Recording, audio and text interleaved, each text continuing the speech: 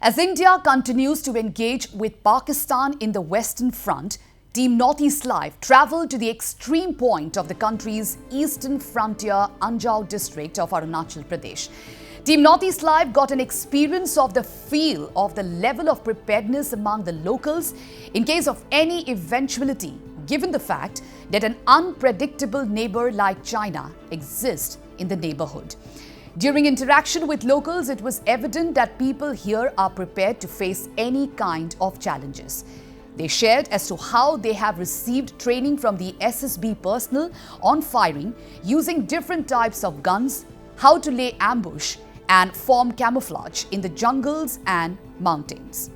Let's look into this special ground report by our colleague Ripunjay Das. As India continues to engage with enemy nation Pakistan in the western front of the country, Team Northeast Live has travelled to the easternmost frontier of the country, that is in Anjao district of Arunachal Pradesh, which shares a long boundary with China. Now we have with us some of the locals here.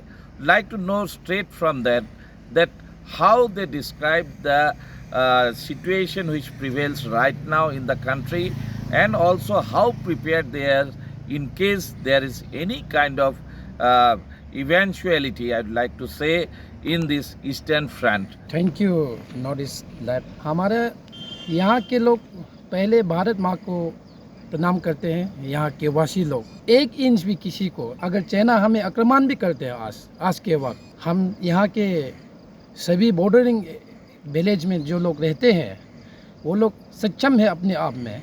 अब हमारे देश के सैनिक के साथ man to man contact है, हम कंधा से कंधा मिलाकर चलने का क्षमता रखता है और हम लोग हमेशा ऐसा ही रहेंगे और कोई भी हमारा 1 इंच भी नहीं ले सकता। चाइना आज क्लेम भले ही करे, वो हम लोग नहीं देंगे।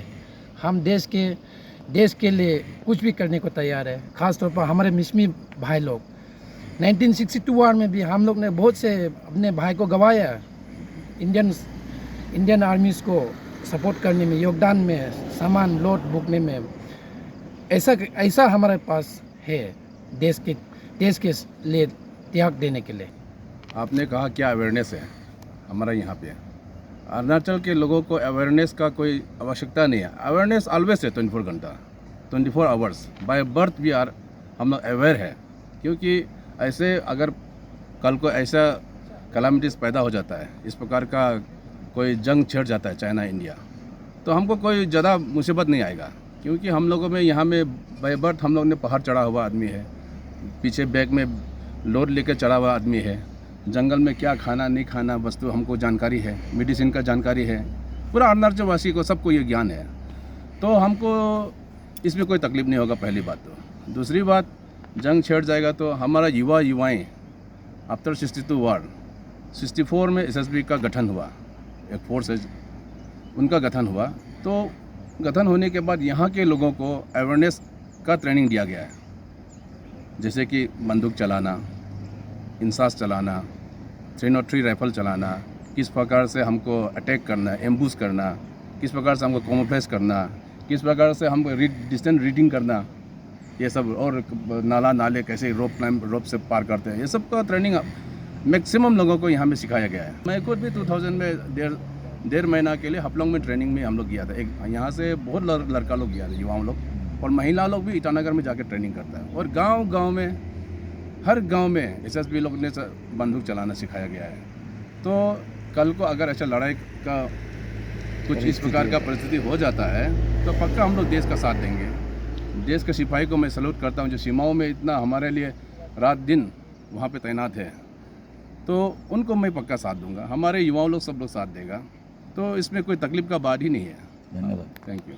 We have seen that the ground situation in Arunachal is quite, although it's quite different, people here are naturally they are ready for any kind of eventuality in the near future. So they are very much aware of the situation which is prevailing on the western front, even if they are staying in a very remote location in the eastern front of the country.